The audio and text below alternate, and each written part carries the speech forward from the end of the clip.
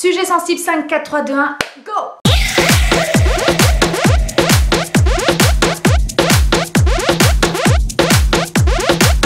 Alors je sais pas vraiment comment je vais intituler cette vidéo ni comment je vais l'amener, puisque je vais vous parler de manière naturelle, genre tout va sortir et je vais dire les choses comme je les pense. Tant mieux si certains et certaines comprennent et éventuellement répondent à ce débat, parce que l'idée c'est de débattre sur le sujet. Tant pis si d'autres ne comprennent pas. J'ai pas l'habitude de garder ma langue dans ma poche et je me suis rendu compte souvent que j'avais tendance à dire ce que les gens pensaient tout bas. Alors YouTube, la sphère YouTube qu'on déteste mais qu'on consomme, les youtubeurs qu'on ne peut pas saquer mais que l'on suit assidûment et on connaît certainement la plupart du temps leur vie mieux qu'eux-mêmes. Je vais pas revenir sur les points négatifs liés à YouTube puisque vous les connaissez tous et toutes, il y a eu 1000 vidéos à ce sujet et clairement ça sert à rien d'en faire une de plus. Je suis d'accord globalement avec ce qui est dit, je suis d'accord et avec ce que les abonnés disent et avec ce que les youtubeurs disent. Hein. Les youtubeurs ont fait des conneries, font des conneries, j'en suis la première à faire certaines erreurs aussi. On est complètement imparfait, parfaitement imparfait et ça on le sait, il y a trop de placements de produits, c'est vrai. Il y a plein de choses à dire sur YouTube, mais ce sont des choses qui ont déjà été évoquées maintes fois et j'ai pas envie de revenir de façon vraiment pointue là-dessus. Moi aujourd'hui j'ai envie de parler des abonnés. Je veux parler des abonnés parce que YouTube ne serait pas YouTube et tout ce qui en découle s'il n'y avait pas les abonnés, parce qu'effectivement on est tout le temps en train de défoncer les youtubeurs et parfois c'est largement mérité, mais on oublie un petit peu ceux qui consomment YouTube, comment ça se passe et ce que moi en tout cas j'en pense et ce que j'ai envie de vous dire à vous qui êtes certainement abonnés sans agressivité aucune. Et j'ai vraiment des questions, j'ai vraiment quelque chose qu'il faut que ça sorte quoi. Donc les youtubeurs, hein, on va synthétiser, machine à fric, vendu, placement de produits, fake, menteurs, et puis les marques payent trop, sollicitent beaucoup trop de youtubeurs pour faire du placement de produits, trop de marketing, trop de communication, trop de systèmes, etc. Bon voilà, ça on connaît tous et toutes les discours provenant de divers horizons. Moi aujourd'hui je vais vous parler de vous. Je vais vous parler de vous parce que alors quand on entend les abonnés de manière générale, on entend forcément que vous en avez marre des placements de produits, on entend forcément que vous en avez marre de voir des vies lisses, et donc je voudrais revenir sur plusieurs points qui évoquent les abonnés justement, pour vous faire une réponse à ce que moi voilà. Les abonnés donc disent souvent qu'ils en ont marre de voir des youtubeurs, des influenceurs montrer des choses qui ne sont pas dans la vraie vie et qui voudraient quelque chose d'un peu plus naturel, d'un peu plus spontané. Moi je vais répondre de manière très simple à ça. Quand on vous fait du naturel et du spontané, en fait vous ne suivez pas ce qu'on fait et vous nous le reprochez. Les comptes qui sont sur Instagram, des comptes d'influenceurs très populaires, sont des comptes où il y a énormément de travail en termes de photographie, en termes de feed, en termes de... il y a plein de placements de produits et pour autant ce sont toujours des comptes qui fonctionnent très bien. C'est très drôle parce que vous dites en avoir marre des placements de produits, mais par exemple si je prends l'exemple d'Instagram, vous êtes tout le temps en train de consommer davantage ces comptes. Pourquoi vous les consommez? Tout simplement parce que le fait que ces comptes soient populaires attire le populaire. Clairement c'est un petit peu con, c'est comme dans un rayon. Si tu as 50 personnes qui sont devant le même article, tu vas t'y intéresser aussi, tu vas dire putain ça a l'air bien puisqu'il y a du monde devant. Et en fait sur Instagram c'est pareil, c'est-à-dire que vous pointez du doigt le manque de naturel, le fait que les youtubeurs ne sont pas dans la vraie vie, youtubeurs, instagrammeurs, blogueurs, hein, je mets tout le monde dans le même panier, le fait qu'on soit pas dans la même vie, qu'on soit pas dans la vraie vie, qu'on montre des choses fake, mais en même temps quand on regarde ces comptes surjoués, surparfaits, ce sont des comptes qui accèdent souvent à des millions d'abonnés, à des 600 000 vues, à des 600 000 abonnés, etc. Pourquoi? Première question. Si vous n'aimez pas ça, pourquoi vous le regardez? C'est la première chose que j'ai à vous dire. Deuxième chose, vous êtes... alors, je rappelle que je suis pas agressive, mais c'est vraiment des vraies questions. Vous nous dites par exemple que vous en avez marre justement de voir que tout est parfait dans nos vies. Que généralise encore une fois, hein, que tout est parfait, que tout est trop beau, que tout est surjoué, que les morning routines c'est de la merde parce que c'est faux, qu'il y a trop de placements de produits, machin. En même temps, moi j'aimerais bien vous dire dans ce cas-là, pourquoi est-ce que ce sont les vidéos qui font le plus de vues? Parce qu'en fin de compte, en tant qu'abonné, vous nous dites Il y en a marre des morning routines, c'est que pour faire du placement de produits, c'est ridicule parce qu'il y a un morning routine à chaque changement de saison, à chaque matin, midi, soir et tout ça, et en même temps ce sont les vidéos qui sont les plus vues. Donc, et puisque ce sont des vidéos qui marchent, pourquoi vous en voulez aux youtubeurs de les faire? Puisqu'en fait, à chaque fois qu'ils en pondent une, vous le consommez de façon assez impressionnante. C'est-à-dire que moi, demain, je fais une vidéo super travaillée. T'as une autre youtubeuse qui va faire une vidéo morning routine. C'est la vidéo morning routine qui sera la plus vue, et pour autant, c'est ce que vous dénoncez, c'est ce que vous n'aimez pas. Troisième chose, justement, en parlant... des choses fake, donc vous nous dites qu'on est trop surjoué, vous dites parfois que certaines filles sont trop maquillées, que certaines nanas c'est trop surfait, il y a trop de chirurgie, il y a trop de perfection, il y a trop de... Tout est trop parfait chez elle avec Alors vous dénoncez le fait qu'il y ait des bougies, vous dénoncez le fait qu'on ait tous la même déco, vous dénoncez le fait qu'il n'y ait pas vraiment de personnalité sur tout ce que vous pouvez voir derrière nous par exemple, et puis vous nous dites, enfin vous dénoncez ça en fait, peut-être un manque de personnalité, le fait que tout soit lisse, parfait, beau, etc. Alors pourquoi dans ce cas-là, à partir du moment où on fait une vidéo qui a le moindre petit détail qui ne va pas, comme une mèche qui va partir sur le côté, comme une boucle d'oreille qui va être retournée, comme un rouge à lèvres sur moi, un petit bout de rouge à lèvres sur la dent. Pourquoi dans ce cas-là, dès que l'on va parler et qu'on va écorcher un mot ou qu'on va se tromper, vous nous reprenez? Si vous aimez justement le fait que ce soit naturel et à l'époque, hein, parce qu'on parle beaucoup de l'ancien YouTube, et c'est vrai que l'ancien YouTube c'était comme ça, si vous aimez cette spontanéité, ce naturel, le fait que ce soit pas surfait, que tout soit pas autant cadré, autant travaillé, autant... Pourquoi dans ce cas-là, à partir du moment où il y a une moindre petite erreur, où il y a le moindre petit défaut en vidéo, vous le soulevez systématiquement? Parfois on vous fait des vidéos par exemple, je sais pas, alors je dis une connerie, je vais faire une vidéo sur les rideaux, tout le long de la vidéo vous allez commenter mon rouge à lèvres. Et c'est assez contradictoire en fin de compte, c'est pour ça que c'est vraiment, il faut vraiment que vous me disiez. Je suis aussi abonnée, mais il y a des choses que je ne comprends pas, et ça en fait partie, c'est-à-dire que voilà, ce troisième point, je crois que c'était le troisième ou le quatrième, je sais plus, n'hésitez pas à me reprendre, hein. Vous nous demandez d'être un peu plus naturel, de faire les choses à l'ancienne, sauf que quand on fait les choses à l'ancienne et de manière naturelle, vous n'aimez pas parce que la caméra a bougé, parce qu'on va prendre l'exemple de la dernière vidéo d'Oria, elle avait une petite tache sur son écran en retour, alors elle s'est fait chier à faire une vidéo, la seule chose qui en ressort c'est qu'il y a une tache sur son écran, enfin c'était pas le retour, mais en gros qu'il y avait une tache sur l'objectif, et dans ce cas-là, où est-ce que vous vous situez comme ça là-dedans? Parce que si on fait quelque chose avec nos défauts, avec ce qu'est la vraie vie justement, avec des erreurs comme des trucs normaux, genre une mèche de cheveux qui bouge, un rouge à lèvres qui coule, bah vous n'allez pas vous empêcher de faire un commentaire par rapport à ça, ce qui est extrêmement désagréable en soi. Parce qu'on fait des vidéos... parfois on vous apporte un contenu et quand on voit qu'il y a 15 commentaires sur la même chose, c'est vraiment très désagréable. Et du coup c'est vraiment une question que je vous pose, puisque vous nous demandez, vous voulez un peu de moins de lisse, moins de beau, pourquoi est-ce que lorsque c'est moins lisse, moins beau et un peu plus naturel, dans ce cas-là vous nous le reprochez, notre imperfection qui est absolument normale? Et c'est, je pense, ça aussi qui pousse les youtubeurs, les influenceurs à essayer d'être encore le plus lisse, le plus parfait. Parce que derrière le moindre petite erreur, on se le prend dans la figure. Donc là-dessus vous avez aussi, je pense, un rôle à jouer.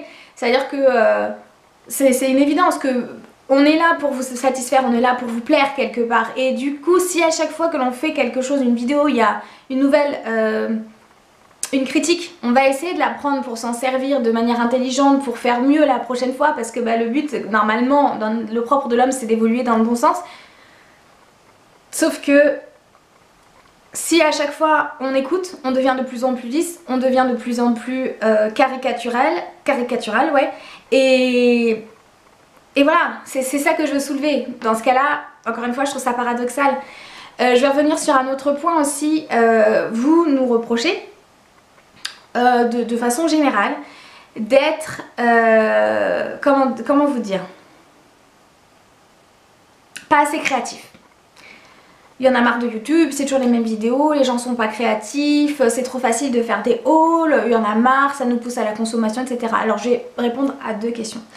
Première chose, lorsque l'on se fait chier à faire des vidéos extrêmement créatives qui nous demandent énormément de temps, qui nous demandent parfois de l'argent, parce que oui, les vidéos créatives ça demande de l'investissement, qui nous demandent beaucoup de montage et que nous on est super content du résultat et qu'on s'est dit putain je me suis bien fait chier, j'ai fait un super montage, etc. Et que on voit que la vidéo ne marche pas en termes de vues, je vais le dire honnêtement, c'est hyper déroutant, c'est vraiment démotivant parce qu'on se dit bah Je fais des vidéos sur lesquelles j'ai travaillé avec beaucoup de cœur et on les regarde pas. À côté de ça, vous allez avoir des vidéos de cons où on va te dire ce qu'on a acheté au supermarché Aldi le samedi par un temps de pluie, et la vidéo va faire 10 000 vues. Et un exemple concret, Maxime Makeup, qui est quelqu'un qui fait des très belles vidéos pour Halloween, dans le sens où il y a une forte créativité, dans le sens où il s'investit vraiment financièrement, il s'investit en termes de temps, il fait des... Ces vidéos sont moins vues que des vidéos crash test. Expliquez-moi. Expliquez-moi, parce que alors du coup, si on suit vos recommandations, moi je veux bien être plus créative, je veux bien faire des vidéos plus poussées, mais vous ne les regardez pas. On va prendre l'exemple des tutos. Vous me demandez souvent de faire des tutos, de refaire du YouTube à l'ancienne. Oui, moi je veux bien faire des tutos parce que vous les regardez pas. Donc c'est pareil, c'est là-dessus, enfin en termes de créativité, vous nous demandez de la créativité, mais vous ne regardez pas les vidéos créatives. Et il y a des personnes sur YouTube qui font vraiment des belles choses et qui, alors qu'elles le méritent, n'atteignent pas le million. Je vais prendre un exemple, Anil par exemple, qui a vraiment fait des reportages magnifiques, genre sur certains pays, sur ses voyages, qui fait un vrai travail de fond, un vrai travail de recherche en termes d'un point de vue culturel, et qui n'a pas autant de vues que des personnes qui vont choisir un masque à la con sur internet et en faire un crash test. Donc ça c'est aussi une chose dont je voulais vous parler par rapport aux vidéos de manière créative. Ensuite je vais vous parler d'autre chose. Donc on parle du fait que les youtubeurs fassent trop de placement de produits. Alors, s'il y a du placement de produits, c'est parce que ça fonctionne, clairement. Quand une marque nous dit, je sais pas, j'ai une paire de ciseaux à vendre, je te donne un code promo, comme ça j'ai un lien de tracking qui me permet de voir les ventes que tu génères. Si on place ce produit de manière plus ou moins intelligente, hein, on est d'accord qu'il y a des placements de produits genre Jean télé-réalité au secours, et que vous consommez derrière, que vous achetez, la marque a encore plus envie d'investir et va continuer davantage à faire appel à des influenceurs, etc. Surtout que ça leur coûte beaucoup moins cher que de la publicité. Mais en fait, vous nous reprochez de vous faire consommer, mais à quel moment on vous a forcé à le faire, quoi? Enfin, le truc, c'est que vous êtes souvent en train de dire que les influenceurs, les youtubeurs, etc. vous poussent à consommer, ce qui n'est pas totalement faux, je comprends. Mais si vous ne consommiez pas, il n'y aurait pas toute cette espèce de mécanisme en fait autour du code promo, autour de acheter, acheter, acheter, acheter. Et il y a des gens qui achètent. Mais qui sont ces gens qui achètent en fait? Parce que finalement, quand on écoute de manière générale les abonnés qui s'expriment, souvent on s'exprime toujours pour le négatif, mais quand on écoute les abonnés qui s'expriment, c'est leur code promo, ça sert à rien, j'achèterai pas. Oui, sauf que si, il y a des achats quand même. Donc si ça fonctionne, forcément les marques réitèrent leurs opérations, forcément elles ont envie de payer les influenceurs, forcément les influenceurs, si ça les intéresse, ces produits-là, vont faire du placement de produits parce que peut-être qu'ils croient au produit, peut-être qu'ils aiment le produit, et c'est une boucle. Donc en fait, je voulais juste vous parler un petit peu de ça parce que clairement j'ai l'impression qu'on est tout le temps en train de dire les youtubeurs, les youtubeurs, les youtubeurs, aussi, même si vous avez raison sur certains points, je suis d'accord avec vous, mais les abonnés, les abonnés, les abonnés aussi quoi. J'ai l'impression que tous ensemble on a un peu tous et toutes fait de la merde. Par exemple les youtubeurs ou les influenceurs font des messages subliminaux dans le sens Twitter, Instagram ou peu importe en disant je sais pas moi j'ai une connerie, oui bah elle, méfiez-vous de certaines youtubeuses, blablabla. Première réaction des abonnés, ce qui est absolument normal, je comprends. Dites des noms, de qui vous parlez, dites des noms. Ça s'est passé récemment avec Squeezie par exemple qui a balancé certaines choses et tout de suite c'est qui, spéculation, machin, c'est qui. Moi je vais vous dire quelque chose parce que là c'est pareil, les youtubeurs en plein la tête, c'est-à-dire oui, de toute façon les youtubeurs, ils citent jamais de nom, ils font des phrases comme ça mais ils disent jamais qui c'est pour faire ça, ça sert à rien. Oui alors je vais vous expliquer deux choses. La première chose c'est la notion juridique. On peut pas faire de la délation, on ne peut pas en plus pointer du doigt certains noms. Pour la simple et bonne raison que derrière chaque youtubeur il y a une entreprise, derrière Coco Vanille il y a une entreprise. Donc on peut pas s'amuser à faire de sortir des noms comme ça. Deuxième chose, quand des noms sont sortis, et là il faut qu'on m'explique aussi, quand des noms sont sortis et que c'était en l'occurrence des youtubeurs qui étaient au million et que les preuves étaient écrites noir sur blanc sur des faits, des choses que ces youtubeurs ont dites qui sont dégueulasses, clairement. On a dit les noms sont ressortis, il y a eu des preuves, il y a eu des screens, il y a eu des machins. et ben je trouve que les youtubeurs, quand on les pointe du doigt, qu'on a des preuves, qu'on dit leur nom, je trouve qu'ils s'en sortent vachement bien quoi. Donc pourquoi se faire chier à vous donner des noms alors que vous le demandez pour qu'au final vous restiez quand même abonné à ces gens-là? Il y a des youtubeurs qui ont été mis vraiment en avant là-dessus sur certains faits qu'ils ont, voilà, qu'on a balancé, et au final ils s'en sortent peinards avec leurs petits millions d'abonnés, ils brassent du fric, et puis des petites excuses et le tour est joué, on continue. Pourquoi? Donc, parce que tout le monde là va se dire derrière, oh, mais c'est pas moi, mais à un moment donné, les 1 million, c'est pas des comptes fake, quoi. Il y a bien quelqu'un qui est abonné à ces gens-là, et pourtant, on a bien eu conscience que ces gens-là sont les rois des trous du cul, quoi. Mais bon, voilà, après, le problème, c'est ça, c'est que on est tous et toutes responsables de ce qui se passe sur YouTube. Les marques sont responsables avec leur façon de communiquer, leur façon de faire des promos. En faisant appel à 700 youtubeurs pour un produit, en nous disant tel jour tout le monde publie et tout, ça fait chier tout le monde et nous et vous finalement. Parce que quand nous on se fait avoir en publiant un jour et en se disant putain tout le monde en parle et tout, et qu'on n'était pas au courant et qu'on sait qu'on va nous prendre pour un con, c'est pas très agréable. Mais alors que ce soit les youtubeurs, les marques, les agences d'influence... les agences d'influence, les abonnés, on a tous et toutes contribué à l'ambiance générale sur YouTube. Et pour finir, parce que bon je pourrais parler de ça plein de fois, mais enfin très longtemps, pour finir clairement, vous êtes aussi responsable en tant qu'abonné de ce qui se passe et de ce qui s'est passé sur YouTube. Parce que tout ce que vous dénoncez, vous le consommez. Vous dénoncez les vidéos sans contenu. Putain, les chaînes de vlogs. Avec des vlogs où tu regardes comme ça pendant 10 minutes et que tu comprends pas pourquoi t'as regardé parce que ça ne t'a rien apporté, il n'y a vraiment eu aucun contenu dedans. Je parle vraiment des chaînes de vlogs où il n'y a vraiment rien dedans, genre tous les jours on tourne une vidéo, il se passe rien. Comment vous expliquer par exemple que ces chaînes-là elles montent? C'est pas des abonnés fantômes, à un moment donné il y a bien des gens qui consomment ça.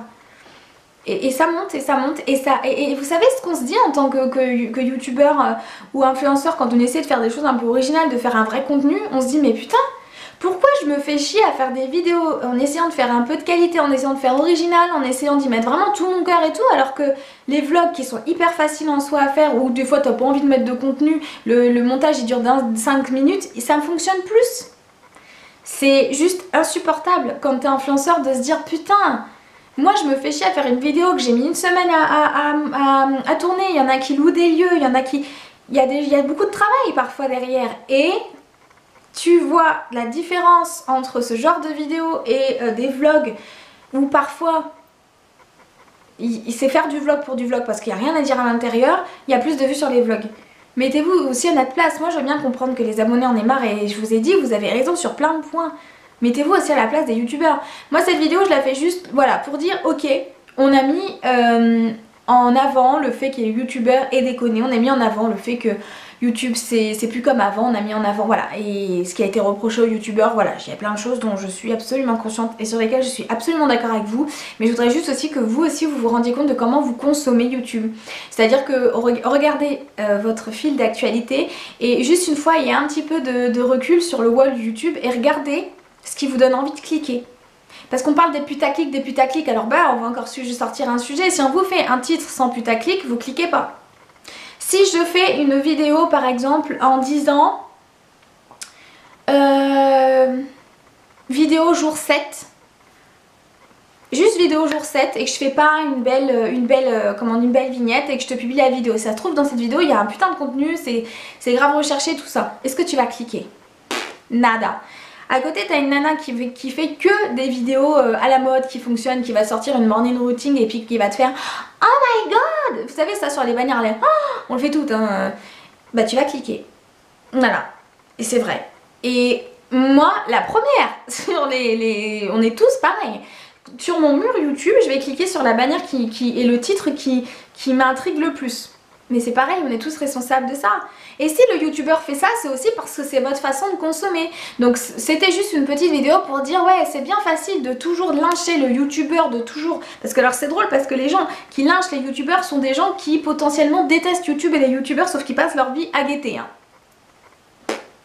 Bizarre. Mais les youtubeurs sont effectivement responsables, mais les abonnés le sont aussi sur beaucoup de choses. C'est pareil, avant les abonnés étaient très engagés. Avant les abonnés, quand tu publiais une vidéo, tu reconnaissais tous les pseudos quasi, tu avais toujours des commentaires et beaucoup de bienveillance. Aujourd'hui, la plupart du temps, tu fais des vidéos, il y a des vues, mais il n'y a pas de... On ne sait pas s'ils ont aimé ou pas. C'est tout con, mais moi j'adore voir que certains se font chier à m'envoyer un petit commentaire juste parce qu'ils ont vu la vidéo en me disant je dis une bêtise, bah tiens c'était cool ce que t'as mis, mais aujourd'hui j'ai l'impression que vous regardez, on est un peu comme un mouchoir, c'est-à-dire vous en servez, on est un peu un mouchoir à essence, à usage unique, voilà, ni plus ni moins que ça. Vous mouchez, vous servez, vous avez besoin, hop, vous en servez, vous le jetez, vous vous abonnez pas, vous laissez pas de commentaires, vous faites pas de like. Et moi aussi je fais ça, hein. Quand des fois je traîne sur YouTube, je tombe sur des vidéos, je m'abonne pas forcément. Et en fait le truc c'est qu'il y a tellement de monde sur YouTube aujourd'hui qu'on fait tous et toutes ça. Sauf que YouTube malheureusement par rapport à tout ça a changé l'algorithme, hein, ce mot qu'on aime bien dire. Il a changé l'algorithme et ça se casse complètement la figure et c'est vraiment pas chouette pour notamment les petits influenceurs. Les grands aussi, hein, mais ça se répercute d'autant plus sur les petits parce qu'on essaie vraiment de les évincer parce que il n'y a pas de petits sous, hein, donc tant qu'à faire autant démonétiser un maximum. Mais voilà, cette vidéo c'était vraiment pour vous dire essayez vous aussi de vous remettre en question dans le sens alors vous êtes abonné, vous êtes juste là pour vous divertir effectivement, mais peut-être essayez peut-être d'amoindrir vos réflexions au niveau des youtubeurs parce qu'en fait vous n'êtes pas non plus la perfection en termes de comportement parce que voilà, je vous ai montré quelques petits exemples qui moi me laissent perplexe. Des choses que je comprends pas, des choses sur lesquelles je m'interroge et aucune agressivité par rapport à ça. Moi ma communauté elle me connaît, je la respecte vraiment. Et j'ai une très très belle communauté, mais voilà, ce sont des questions qui resteront sans doute en suspens. J'espère que vous aurez une réponse à m'apporter parce que clairement j'ai l'impression que tout ce qu'on reproche aux youtubeurs, quelque part aussi, c'est aussi des attitudes qui sont menées par YouTube et le consumérisme qui en découle, que ce soit la consommation des gens comme toi et moi qui regardent YouTube et qui vont regarder plutôt une vidéo à la con qui va divertir plutôt que la vidéo d'un youtubeur qui se sera fait chier à faire une vidéo hyper travaillée. Mais il y a tellement de choses à dire, c'est juste, voilà, je voulais juste un peu replacer les choses parce que je trouve qu'en tant qu'influenceur, youtubeur, créateur de contenu, on en prend plein la figure, mais on n'est pas seul à être responsable de tout ce qui s'est passé sur YouTube ou les réseaux de manière générale ces derniers temps. Je pense qu'on est tous et toutes responsables, et ceux qui regardent et ceux qui font les vidéos, clairement, je pense qu'on a tous un peu merdé à un moment donné. Bien que voilà, c'est aussi un peu comment a viré YouTube qui a fait que les spectateurs ont changé un peu leur façon de consommer. Mais juste voilà, cette petite vidéo c'est un débat. Réfléchissez, dites-moi vous, comment vous consommez YouTube? Est-ce que dès que votre influenceur, enfin l'influenceur auquel vous êtes abonné publie une vidéo, vous allez systématiquement la voir? Est-ce que par exemple quand vous allez sur YouTube vous baladez...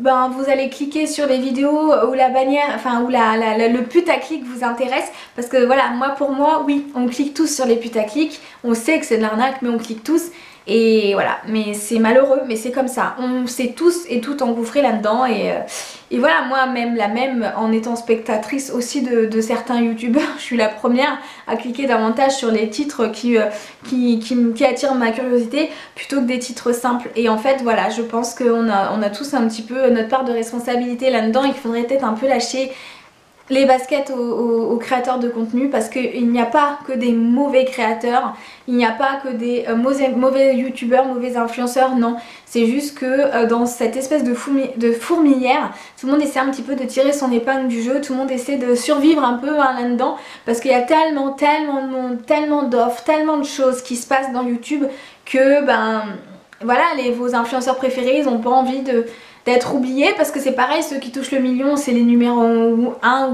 et du coup ça doit être hyper flippant parce que tu peux vite redescendre et du coup ça les force forcément à avoir une certaine rigueur, à produire encore plus de contenu et voilà, enfin il faut vraiment essayer, je pense, un petit peu de s'adoucir par rapport à ce monde là. On oublie que à la base c'est que des vidéos juste pour du divertissement et si la vidéo ne vous plaît pas, vous avez le droit de le dire, mais faites-le avec respect et arrêtez de nous agresser constamment quoi. C'est très très fatigant et ça ne fait qu'engendrer un mauvais climat et le négatif amène le négatif. Donc s'il vous plaît, restons tous et toutes positifs, continuons tous de kiffer, regardez vraiment ce qui vous fait plaisir. Si ce sont les vidéos vraiment à contenu créatif qui vous intéressent, cherchez des vidéos à contenu créatif et et essayer un petit peu finalement de soutenir les créateurs de vrai contenu en fait. Si vous préférez les vidéos un peu plus légères, bah consommez vos vidéos plus légères, il n'y a pas de souci, mais juste soyez tous et toutes cohérents avec ce que vous écrivez, avec ce que vous dites, et je pense que ce sera vachement cool déjà si à moindre échelle on pouvait tous déjà rester en corrélation avec nos pensées et avec ce qu'on peut balancer sur YouTube, parce que les phrases toutes faites, on n'en peut plus quoi. Donc voilà pour cette vidéo, j'attends vivement vos réactions. Je vous fais des gros bisous et je vous dis à la prochaine. Bye bye.